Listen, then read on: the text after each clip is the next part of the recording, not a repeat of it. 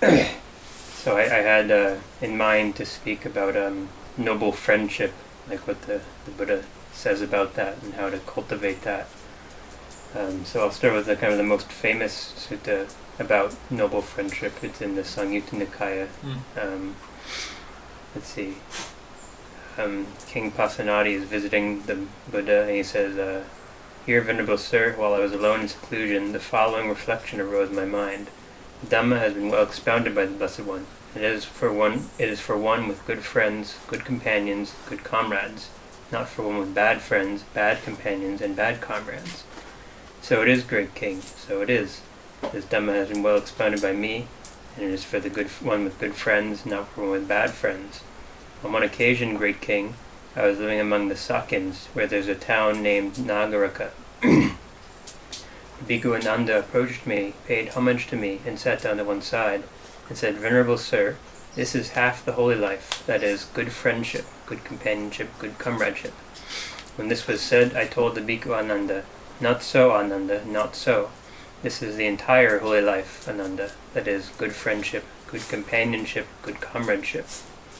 When a bhikkhu has a good friend, a good companion, a good comrade, it is to be expected that he will develop and cultivate the Noble Eightfold Path. And how does a bhikkhu who has a good friend, a good companion, a good comrade develop and cultivate the Noble Eightfold Path? Here, Ananda, a bhikkhu develops right view, which is based upon seclusion, dispassion, and cessation, maturing and release, and so on with all the other factors. So here, even then, there's more to it, but here, even he's saying like these factors are based on seclusion with a good friend. No, that's the thing. I mean, I'm sure you've heard it before, but I myself many times heard that sutta quoted, but only part of the sutta quoted, only the first part, where it says, and that's quoted by monks and nuns as well in the talks, saying how the noble friendship is the entirety of the holy life, and then they wouldn't explain how, but instead go on talking about how community, company, camaraderie, in a sense that we're doing things together, we're together, is justifiable by that quote, which it isn't. Because you carry on reading the same sutta and then the Buddha explains how. It's because you take him on as a friend, which means with a friendly eye, you regard what he said could be beneficial for you, and out of that faith, in that friendship, you go forth. You never even meet the Buddha, by the way. You just heard about him, and you regard him as a friend, and you leave your home, become a monk out of that faith, make the effort, get the right view, and you verify his teaching without ever meeting him. There's nothing to do with sort of hanging out and spending time together. It's to do basically with having friends that know more than you in terms of the Dhamma, and then learning. But exactly, it says that it's based on seclusion. What you're going to learn through friendship is based on seclusion, withdrawal, sense restraint, and all of that. So it's a far cry from justifying community group activities and whatnot. Yeah, there's almost like a distinction, I think, between like sensual friendship, so to say, and this other kind. Yeah, like the thing is, people depend on company more often than not. The solitude is not pleasant. So then if you're already given into that dependence and you're ignoring your responsibility for it, you will then just look for anything remotely to justify it. And the first part of that sutta serves that purpose, because you don't read the other bit where it's almost like an abstract friendship that the Buddha talks about. Like you never meet him, you just hear about him, and it's a friendly disposition, and because of that you go forth.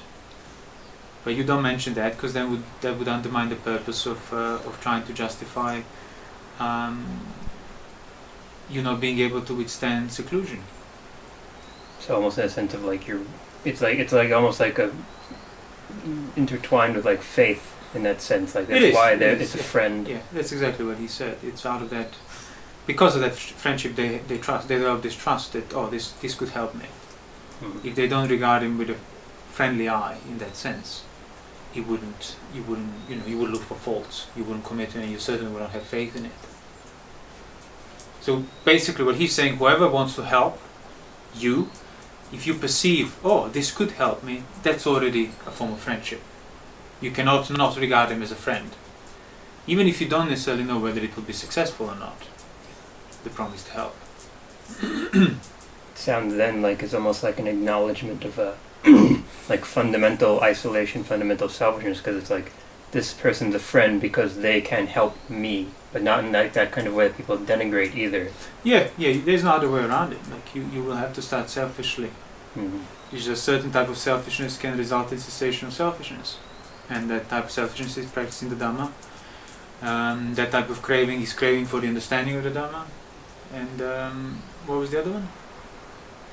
Oh yeah, and that type of conceit is the conceit for being an arahant, being one of the enlightened beings. Mm-hmm. But because of that conceit, because of that craving, because of that selfishness, you actually are making the effort in the right direction. They will cancel those very things when you do it rightly, eventually. Yeah, other times with people who delight in company, it always seemed to me that it's like almost denying that fundamental need to be selfish. No, I think it's like one of the worst impediments. Mm. Mind you, of course, provided sense restraint is practiced, yep, that's a must. But then it's the company, careless chatter, just hanging out. There's so many suttas. That's all the Buddha talks about. How to not do that, how to avoid it, and why you should not do it. And like don't be negligent. Practice seclusion until it's too late to do it. So it's not really. I mean, he was telling off. The Buddha was telling off to the monks, probably attained monks, obviously not arahants, but clearly monks on the path. They were just hanging out together, sewing robes, preparing for the katina. The things that are good, seemingly. He would sort of blast them like really, really, really sort of serious telling off. Because it's just wasting their time in company. Yeah, you say like who's making noise like a bunch of fishermen. Yeah, that's it. It's like I'm approaching this monastery and I thought there's like a band of fishermen here selling fish and shouting, and it's the monks supposedly practicing. And again, when you read the sutta later, it's not that they were crazy doing. No, they were actually sewing robes for the katina occasion, and the Buddha told them off because what's the purpose of your holy life? And so it doesn't mean like every getting together like to justify like hating on groups or something like that. No, that's your own personal issue. Because sometimes people don't know how to deal with people, and they try to use solitude to justify. See, the Buddha said we should be in solitude. Yeah, for practice, not because you hate everybody else and you can't live with them. Because then you're just in solitude with your own hate. So you need to discern where your motivation is rooted, as always. And once you do, then you will do the solitude rightly. So then how, let's say with that example of a person who just hates everyone, it's not then, I'm going to not hate everyone by going to be in company all the time. How would they like address that issue? Well, you address that issue first by, as I said, by being aware of the motivation behind whether you're solitude or whether you're company. And again, same, more often than not, people who try to justify the company, the community, the group, is people who don't know how to live alone, who are too afraid, who will eventually start to feel like, too anxious, without any purpose, without any worldly goal or project. It will be too hard to handle, so then you justify all these great occasions of monks coming together, and then just basically hang out and chit chat and ceremonies and whatnot. So you have that side of things, but then you have many people who just have no social or have little social skills, so they cannot bear other people very well and don't know how to relate to it, and always results in friction.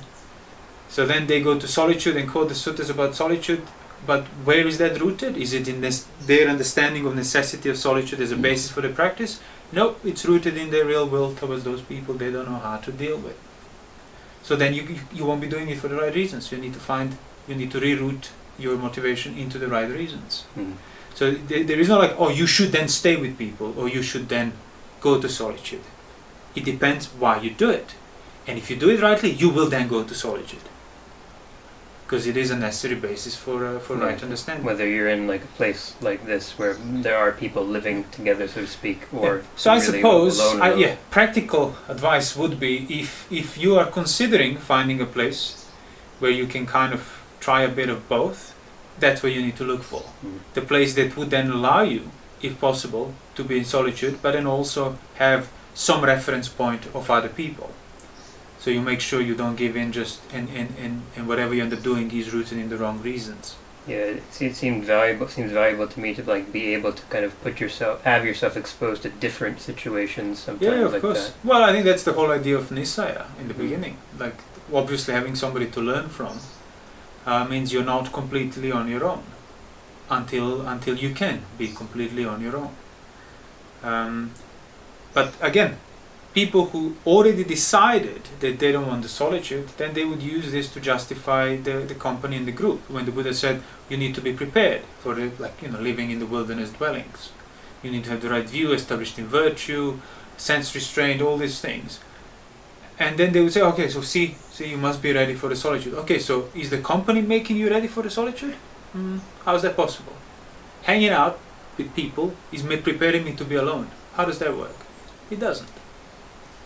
So it's a completely separate decision that you make. Okay, I'm not ready for the solitude, but that doesn't mean I'm justified for company. No. It just means I'm not ready for the solitude. So make yourself ready for the solitude through wisely using company and learning from it. So the rest of that sutta is, as you mentioned, by following the following method too, Ananda, it may be understood how the entire holy life is good friendship. By relying on me as a good friend, Ananda, being subject to birth or freed from birth, being subject to aging or freed from aging, subject to illness or freed from illness, subject to death or freed from death, sorrow, lamentation, pain, grief, and despair are freed from those things. It is by this method, Ananda, it may be understood how the entire holy life is good friendship.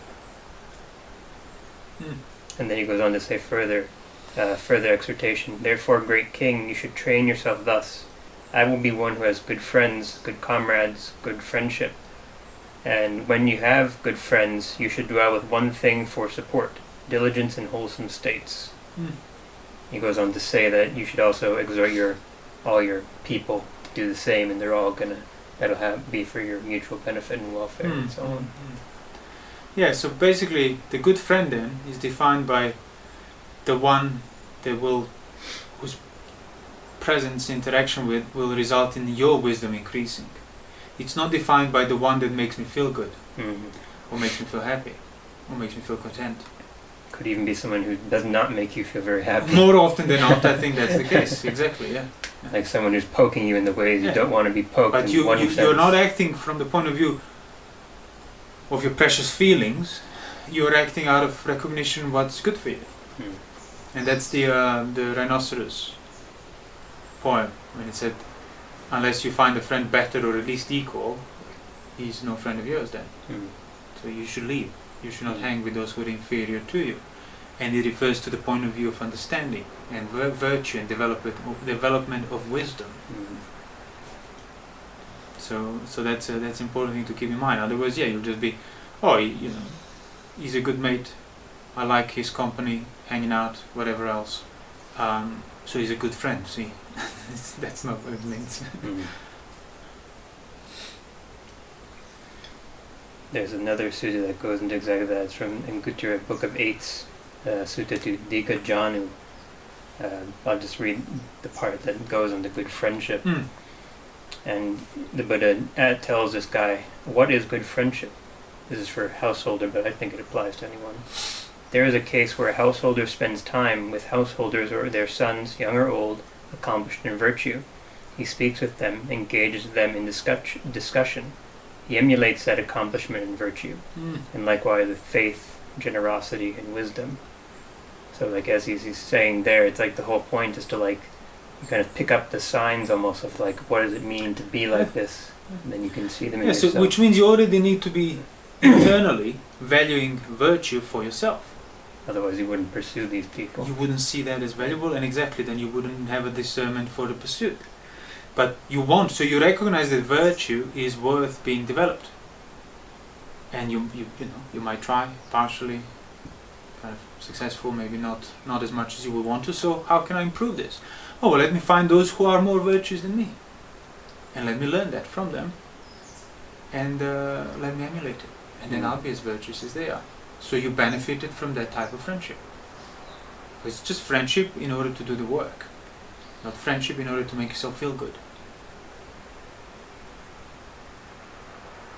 And the last sutta I had is an interesting example of like, this is a kind of like the example of a quote-unquote perfect community. It's from Majjhima Nikaya 31, the Mahagosinga Sutta. Anuruddha is living with two other monks, and the Buddha's asking how they're doing, and they each say this: "It is a gain for me that I am living with such companions in the holy life, and maintain bodily, verbal, and mental acts of kindness, both openly and privately. I consider, why should I not set aside what I wish to do, and do what these venerable ones wish to do? We are different in body, but one in mind." So what do you make by that last statement? Why should I not set aside what I wish to do, and do what these venerables wish to do? Well, you realize that, or the monk there realizes that all three of them are pretty much highly developed. So it doesn't matter whether my point of view thinks this or his point of view thinks that, we are on the same level. So it doesn't matter who does what, as in if we choose to do what he wants, because I could have wanted the same thing because we are on the same level. So in that sense we are just one in the mind. Not one in the mind because again they feel this deep spiritual connection. It's one in the mind because they share the same level of wisdom, which means they invested the same amount of effort, done the same amount of work, and got the same amount of results. And they recognize that, and that's why it's such a blessing as well, and easy abiding. So even if they don't even speak, they understand where they are. Again, no mystical intuition or anything like that. It's simply they understood each other's extents. Right, they don't have those problems that come with those kinds of imbalances. No, of course, yeah. So externally, you cannot necessarily tell apart, but internally, having understood each other, they know exactly where they are at. And that's why, so it doesn't matter, I want to do this, he wants to do that. Doesn't matter, it's coming from the same level of the same mind. Yeah, they were all arhants, I think. Yeah. With many samadhi attainments and such. Yeah. And you see, like, the communal getting together was only when there was a purpose for it. Preparing for the meal, or cleaning after the meal, or waiting for Pindapat to distribute the food, and so on. It wasn't like, hey, let's get together just for the sake of company. It goes on to say that like they're saying, like, there's actually two examples. One occurs here, the other I'll mention after. Basically something along the lines of like, whoever should see a vessel for drinking water, or a vessel for washing water, or for rinsing, void and empty, should set out water. If it is impossible for him to do this, he should set out water by signaling with his hand, having invited a companion to help him by movement of his hand. But he should not for that reason break out into speech. Same thing for various kinds of duties that they would have to do at their little place where they live. Yes, see, that's what I mean. Like, I can't do solitude, thus company is justified. Once company is justified, getting together for all sorts of reasons becomes justified. Once company is justified, getting together for all sorts of reasons justified, speaking is justified. Actually, it isn't. It's all completely different things, different decisions you make on top of each other. It's more like you should look at it the opposite way. No, I'm not ready for the solitude, but I must be ready for the solitude. Until I'm ready for the solitude, sometimes we have to come together. Well, at least when we come together, at least let us not speak. If we have to come together, and if we have to speak, well, at least speak only with the purpose of something practical needs to be said, or Dhamma discussed.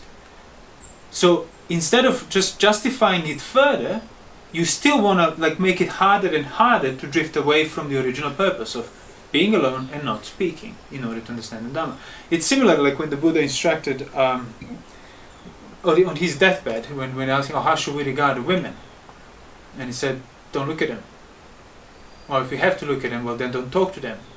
Well, if you have to look at them and talk to them, well then be mindful of the, why you became a monk and sense restraint and everything else.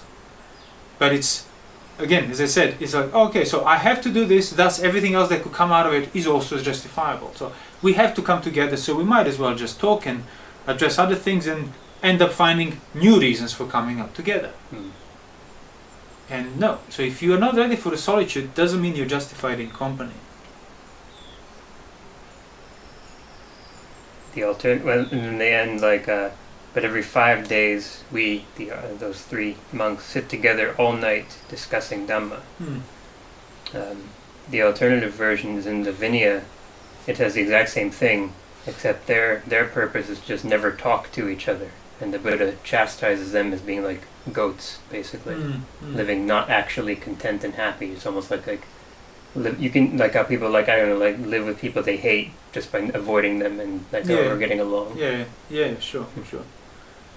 Yeah. So it does seem like like it seems almost like if you're gonna live in company, you should use the company for like actual beneficial things, not squander it in that sense. Exactly, and it doesn't, and that you can also then conclude from the same point is, so it doesn't mean any company. Like, even monks, they can be vastly different, coming from vastly different backgrounds with vastly different views on what the practice is. And some of it is more compatible, some of it, and not all of them want to learn equally. So that doesn't mean you can just, because you wear a robe. And as I said, if the occasion comes, there is the whole etiquette, the whole seniority, which is that exactly the purpose of that. So there is no friction, nothing, you just do it professionally, follow along. But we're talking about actually living with somebody, in someone's proximity, getting together, doing things.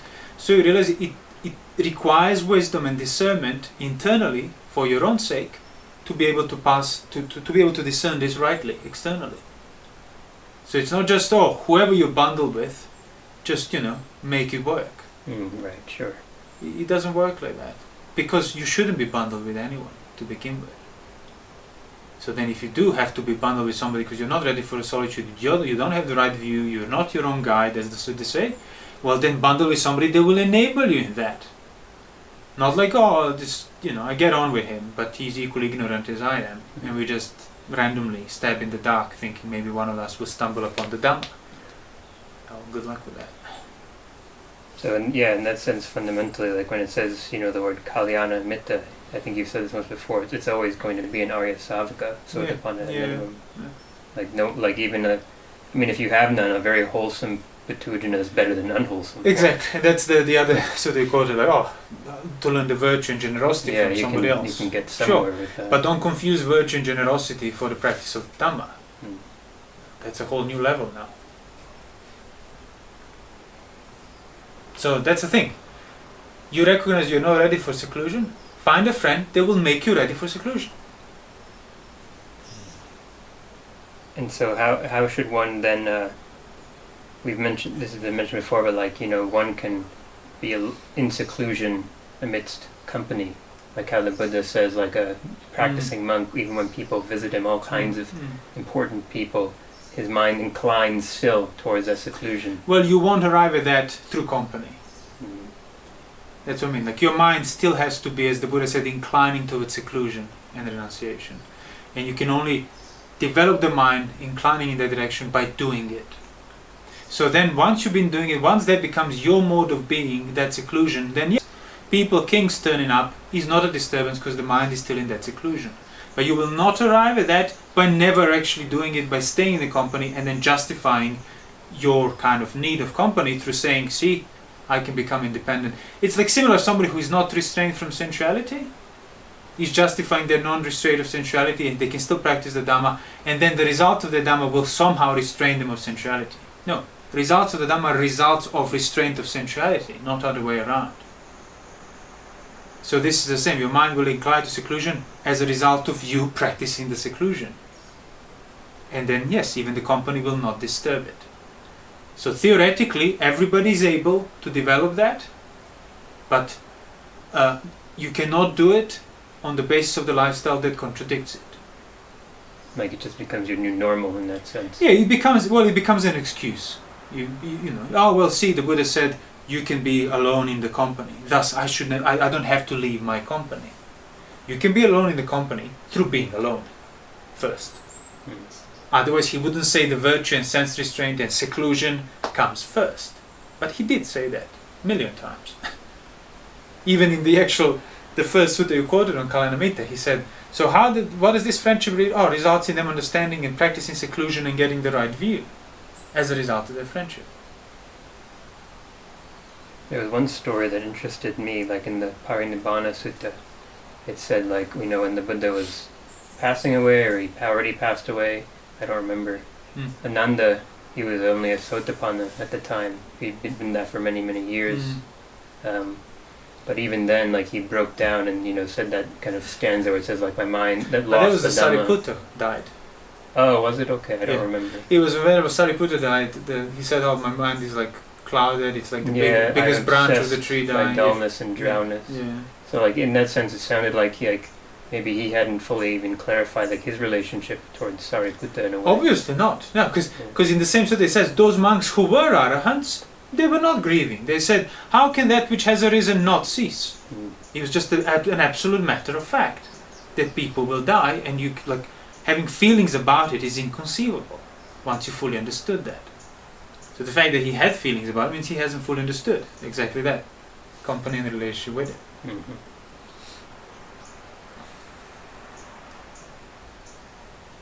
Did you two have anything to bring up or mention? That was most of what I had to bring. No, the only thing I could think of was that, like, often metta is translated as loving kindness, but it's friendship, Friendliness. friendliness. Yeah. It's the same. Yeah, it means non-harm. And you're unable to have ill will. Doesn't mean, smarmy, wishful thinking. And it could very well mean leaving someone alone. That's your most friendly thing to do. Yeah, in a way, yeah. Not interfering, not obstructing. But when the Buddha talks about compassion and so on, it's many times he describes what kind of compassion that is. It's a compassion of a doctor that can help you. It's a compassion of a parent that sticks his hand into the throat of his child to pull the thing he's choking on. So yeah, he'll rip his throat up and he'll make him bleed, but he'll save his life.